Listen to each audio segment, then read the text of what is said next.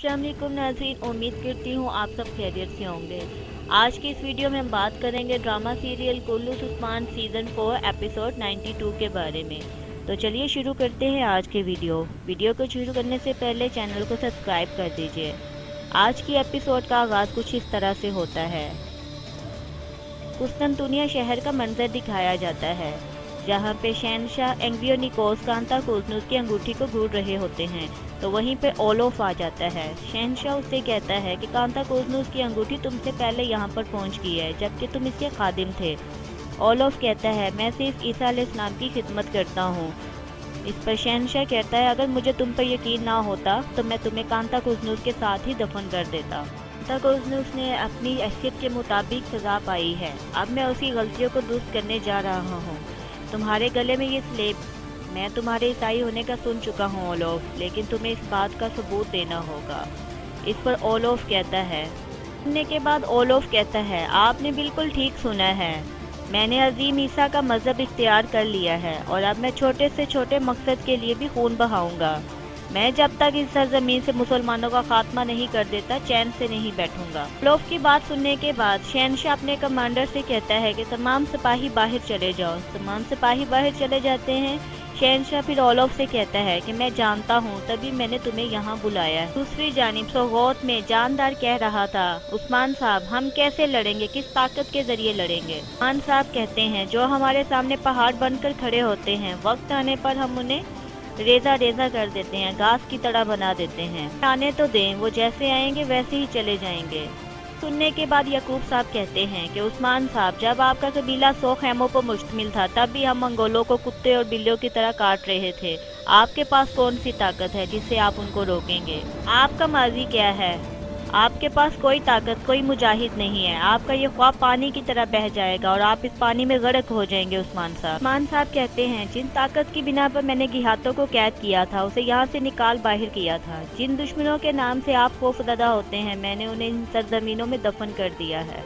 जब मैं रोमियो और मंगोलों के साथ लड़ रहा था तो आप में से कोई भी मेरे साथ यहाँ पे नहीं था। इस्माइल सुल्ताना के हुक्म के बगैर उन सरजमीनों पर कभी भी कदम न रखना जो सरजमीनें हमेशा से मेरी हैं। नवाब साहब भी यहाँ पर दफन हो जाएंगे। ये सुनने के बाद जानदार साहब गुस्से से कहते हैं खान साहब, लेकिन इस्माइल सुल्ताना उन्हें रोक देती है कि बस कर दें, ये मसला हम सब का इकट्ठा ही मसला है, आप सब अपने गुस्से पर काबू रखें। ये सुनने के बाद जानदार बे कहते हैं कि हम अपने गुस्से पर काबू रखेंगे वालदा सुल्ताना, लेकिन उस्मान साहब हमसे इत्तेहाद करने की बजाय उल्टा हमसे ही गुस्सा कर रहे हैं।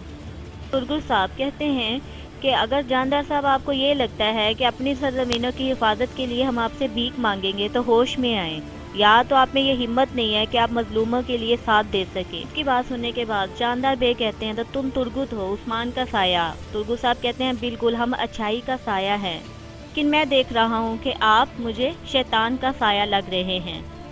ये सुनने के बाद जानदार बे गुस्से से खड़े हो जाते हैं और कहते हैं कि वालदा सुल्ताना हम यहाँ पर अपनी बेइज्जती करवाने के लिए नहीं आए। जानदार बे कहते हैं कि ये मसला मुश्किल है वालदा सुल्ताना, लेकिन मुझे इन सरदारान पे बिल्कुल भी भरोसा नहीं, मैं यहाँ से जा रहा हूँ। तो वो जाने लगते हैं। इस्माइल सुल्ताना कहती है रुक जाएं, जब तक मैं ना कहूँ कि दीवान ख़त्म हुआ है आप लोग यहाँ से नहीं जा सकते, यहाँ पे बैठ जाएं। उनकी बात सुनने के बाद जानदार बे बैठ जाते हैं। फिर इस्माइल सुल्ताना कहती है कि मंगोल एलची हमारे फैसले का मुंतज़िर है, अगर जंग करनी है तो हम जंग करेंगे, अगर टैक्स देना है तो हम टैक्स उनको अदा करेंगे। अभी ये बातचीत जारी होती है।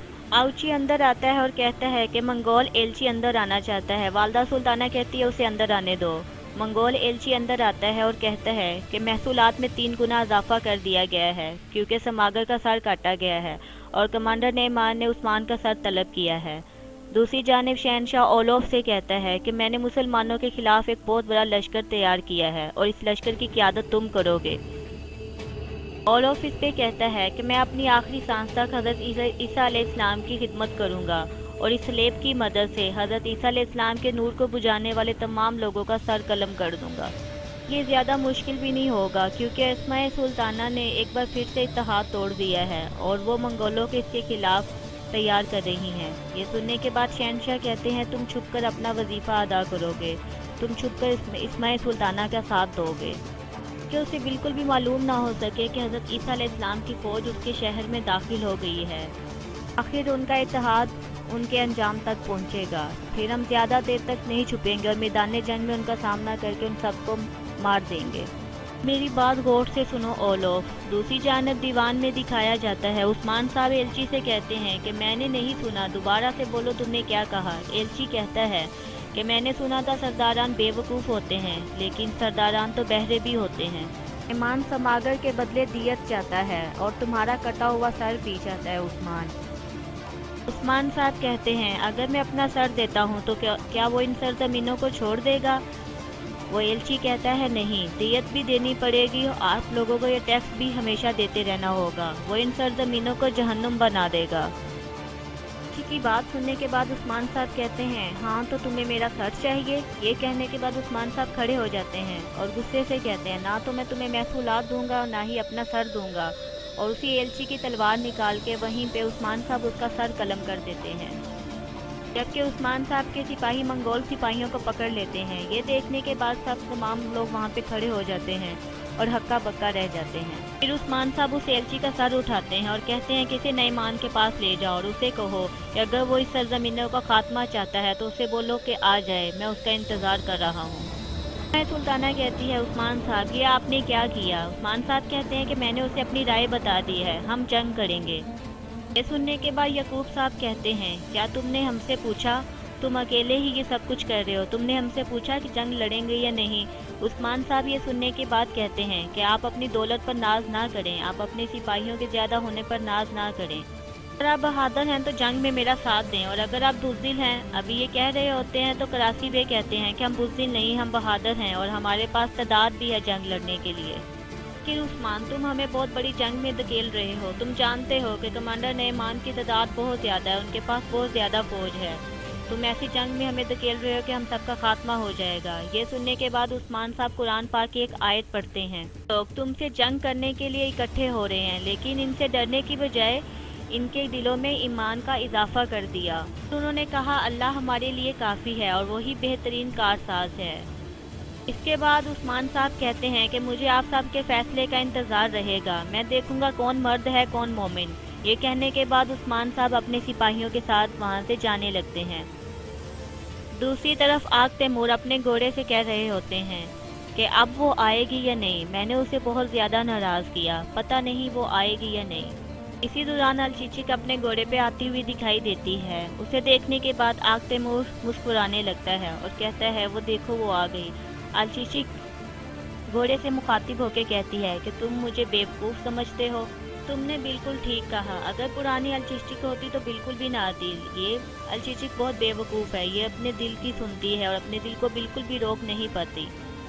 سننے کے بعد آگ تیمور کہتا ہے نہیں، بیوقوف میں ہوں جس نے تمہارے ساتھ برا کیا اور اپنے دل کی بات نہیں سنی۔ میں نے تمہاری خوبصورت آنکھوں سے آنسو بہائے، کیا تم مجھے معاف کر سکتی ہو؟ الچیچک کہتی ہے کہ میں اس انسان پہ کیسے بھروسہ کر سکتی ہوں جس نے ایک بار مجھے پہلے بھی چھوڑ دیا، اگر دوبارہ ایسا ہوا تو؟ آگ تیمور کہتا ہے بالکل بھی نہیں، اب میں دوبارہ ایسا کبھی نہیں کروں گا۔ الچیچک کہتی ہے میں پھر بھی تم پہ کیسے بھروسہ کروں؟ آگ تیمور کہتا ہے یہ درخت، یہ پرندے، یہ ہوائیں، میں ان سب کی قسم کھاتا ہوں کہ میں تمہیں کبھی بھی تنہا نہیں چھوڑوں گا۔ اب مجھے تم بتاؤ، تم مجھے معاف کرو گی؟ یہ سننے کے بعد الچیچک مسکرانے لگتی ہے اور کہتی ہے ہاں آگ تیمور، میں نے تمہیں معاف کیا۔ دوسری جانب اسماء سلطانہ کہتی ہے کہ میں جانتی تھی عثمان تم جنگ کا انتخاب کرو گے، جب نعمان جہاں پہ آئے گا تو تم میری پیشکش ٹھکرانے پہ پشیمان ہوگے اور تمہیں لگتا ہے کہ سرداران تمہارا ساتھ دیں گے، بالکل بھی نہیں۔ بیوقوف سمجھتا ہے کہ سرداران اس کا ساتھ دیں گے، بالکل بھی نہیں۔ آؤچی تم سرداران پہ خط لکھو اور ان سے کہو کہ کوئی بھی عثمان سے اتحاد نہیں کرے گا۔ آؤچی اس پہ کہتا ہے جو آپ کا حکم والدہ سلطانہ۔ یہ کہنے کے بعد آؤچی یہاں سے چلا جاتا ہے۔ تو ناظرین اسی کے ساتھ آج کی ویڈیو کا اختتام ہوتا ہے۔ یہ ایپیسوڈ آپ کو کیسی لگی کمنٹ سیکشن میں ضرور کمنٹ کیجیے گا اور ہمارے چینل کو سبسکرائب کر دیجیے۔ میں ملتی ہوں نیکسٹ ویڈیو کے ساتھ، اپنا اور اپنوں کا خیال رکھیے گا۔ اللہ حافظ۔